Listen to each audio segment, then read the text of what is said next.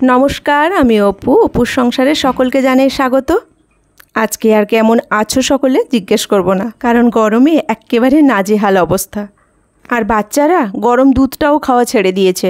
রোজই বলবে মা দই বানিয়ে নাও। আর সত্যি কথা বলতে কি, এই গরমে খাওয়ার পাতে যাই থাকুক না কেন, দই দেখলে একটু স্বস্তি মেলে। আমি তো রোজই দই বানাচ্ছি আর খাচ্ছি। আর তোমরাও যাতে বাড়িতে দোকানের মতো টক দই কিংবা মিষ্টি দই খুব সহজে বানিয়ে ফেলতে পারো, সেই রেসিপি আজ তোমাদের সাথে শেয়ার করব। তো চলো গরমে আর বকবক না করে শুরু করি। প্রথমে আমি টক দইটা বানাচ্ছি। আর তার জন্য 1 কেজি দুধ আমি ভালো করে একটা পাত্রে ফুটিয়ে নিচ্ছি। 1 লিটার দুধ আমি ফুটিয়ে একেবারে 500 করে নিয়েছি। আসলে দুধটা ঘন হলে দইটাও খুব ভালো বসে। দুধটা ফুটে গেছে, আমি গ্যাসের ফ্লেম অফ করে কিছুক্ষণের জন্য ঠান্ডা হতে দিলাম। এবার আমি 1 হাতা দই নিয়ে একটা ছাঁকনির মধ্যে দইটা ছেঁকে নেব। দইটা ছেঁকে নিচ্ছি কারণ দইয়ের মধ্যে যেন কোনো বাবলস না থাকে। দইটা যেন একদম মসৃণ হয়ে যায়, কারণ এই দইয়ের সাজাটাই আমি দুধের সাথে মেশাবো। দেখো আমি ছেঁকে নিয়েছি দইটা, আর দইটা দেখো একদম মসৃণ হয়ে গেছে। এবার এই দইটা নিয়ে আমি উষ্ণ গরম দুধের সাথেই মিশিয়ে দেব। দুধটা এখন উষ্ণ গরম আছে, এই অবস্থায় আমি দইটা দুধের সাথে ভালো করে মিশিয়ে দিলাম। হাতা দিয়ে এইভাবে খুব ভালো করে দইটা মিশিয়ে নেবে। বাটির মধ্যে যেটুকু দই অবশিষ্ট ছিল ওর মধ্যে সামান্য দুধ দিয়ে ভালো করে মুছে ওই দুধটুকুও ঢেলে নিলাম।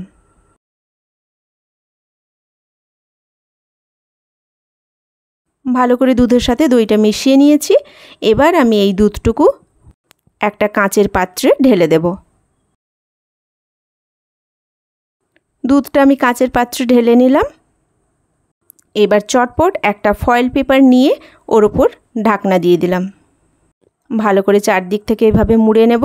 ব্যাস, এবার টক দই বসার অপেক্ষা। রাত্রে এইভাবে তৈরি করে রেখে দেবে, সকালে দেখবে একদম গাঢ় দোকানের মতো দই বসে গেছে। তারপর ফ্রিজের মধ্যে ঘন্টাখানিক রেখেই বের করে নাও। আর গরমের মধ্যে জানো তো টক দইটা ভীষণ উপকারী। চেষ্টা করবে চিনি না দিয়ে সামান্য নুন দিয়ে টক দইটা খেতে। ওটা কিন্তু শরীরের জন্য এই গরমে ভীষণ উপকারী। দেখো আমি ফ্রিজ থেকে বের করে নিয়েছি দইটা। একদম গাঢ় হয়ে বসে গেছে। তোমাদেরকে একটু বাটিটা উল্টে দেখাই।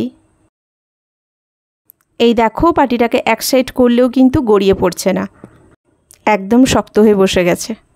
একটু চামচ দিয়ে কেটে দেখাচ্ছি। আর বাড়ির দুধ ফুটিয়ে ঘন করে তৈরি হয় তো খেতেও ভীষণ টেস্টি হয়। টক ভাবটাও অনেকটা কম থাকে। আশা করি তোমরা এইভাবে বাড়িতে টক দই বানিয়ে নেবে। এবার চলো চটপট মিষ্টি দইটা একবার দেখে নিই। তার জন্যও আমি বসিয়ে দিয়েছি 1 লিটার দুধ। একই রকমভাবে আমি 1 লিটার দুধ ফুটিয়ে একেবারে 500 করে নিয়েছি। এবার একটা বাটিতে কিছুটা গুঁড়ো দুধ নিয়েছি, আর ওর মধ্যে উষ্ণ গরম দুধ দিয়ে ভালো করে গুঁড়ো দুধটা মেখে নিচ্ছি। এইভাবে চামচ দিয়ে গুঁড়ো দুধটা ভালো করে মেখে নিতে হবে, কোনো দানা যেন না থাকে। গুঁড়ো দুধটা মেখে নিয়েছি। এবার আমি বাটিটা এক সাইডে রেখে একটা পাত্রে 1 কাপ চিনি দিয়ে দিলাম। 1 লিটার দুধে 250 চিনি দিলেই হবে। এবার মিষ্টির পরিমাণটা যদি বেশি খেতে চাও তাহলে একটু বেশি চিনি দেবে। মিডিয়াম ফ্লেমে চিনিটা কিছুক্ষণ নাড়তে থাকবো। মিডিয়াম থেকে লো ফ্লেমেই চিনিটা এইভাবে নাড়তে হবে, কারণ হাই ফ্লেমে চিনিটা পুড়ে যাওয়ার সম্ভাবনা থাকে। দেখো চিনিটা আস্তে আস্তে করে গলতে শুরু করেছে। চিনিটা ক্যারামেল হলেই ওর মধ্যে দিয়ে দিব ফুটিয়ে রাখা দুধটা। চিনিটা কিন্তু আমার ক্যারামেল হয়ে গেছে। দেখো কালারটাও খুব সুন্দর এসে গেছে। এর থেকে বেশিক্ষণ রাখলে কিন্তু কালারটা নষ্ট হতে শুরু করবে। আমি ফুটিয়ে রাখা দুধটা এবার এর মধ্যে ঢেলে দিলাম। এবার খুব আস্তে আস্তে করে দুধের সাথে চিনিটা মেশাতে হবে। চিনিটা একটু শক্ত হয়ে যায় তো, তাই মিশতে একটু দুধের সাথে সময় লাগে। গ্যাসের ফ্লেমটা লো রেখে এইভাবে খুন্তি দিয়ে আস্তে আস্তে করে এইভাবে নাড়তে হবে। বেশ কিছুক্ষণ ধরে এইভাবে নাড়তে নাড়তে দেখবে চিনিটাও দুধের সাথে মিশে গেছে, আর দুধের কালারটাও চেঞ্জ হয়ে যাবে। দেখো দুধের কালারটা কি সুন্দর চেঞ্জ হয়ে গেছে, আর দুধটাও কতটা ঘন হয়ে গেছে। এবার আমি এর মধ্যে ওই যে বাটিতে গুঁড়ো দুধটা মেখে রেখেছিলাম ওটাও ঢেলে দিলাম। এবার খুন্তি দিয়ে আরও কিছুক্ষণ এইভাবে আস্তে আস্তে করে নেড়ে নিতে হবে, যাতে দুধ, চিনি, গুঁড়ো দুধ সব একে অপরের সাথে খুব ভালোভাবে মিশে যায়। এবার সামান্য দই আমি একই রকমভাবে ছাঁকনির মধ্যে ছেঁকে নেব, যাতে কোনো বাবলস না আসে, দইটা একদম মসৃণ হয়ে যায়। এইভাবে হাতা দিয়ে আমি চেপে চেপে দইটা ছেঁকে নিলাম। দেখো দইটা কি সুন্দর মসৃণ হয়ে গেছে। এবার আমি এই দইটা দুধের মধ্যে মিশিয়ে দেব। খুব ভালো করে দইটা মিশিয়ে নিতে হবে দুধের সাথে। বেশ কিছুক্ষণ আমি হাতা দিয়ে এইভাবে নেড়ে নেড়ে দইটা দুধের সাথে মিশিয়ে নিয়েছি।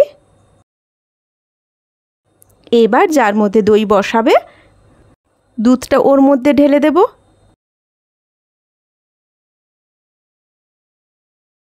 দেখো কি সুন্দর কালার এসে গেছে আর দুধটা কতটা ক্রিমি হয়ে গেছে। এবার একটা ফয়েল পেপার নিয়ে আমি ওপর থেকে ভালো করে মুখটা বন্ধ করে দেব।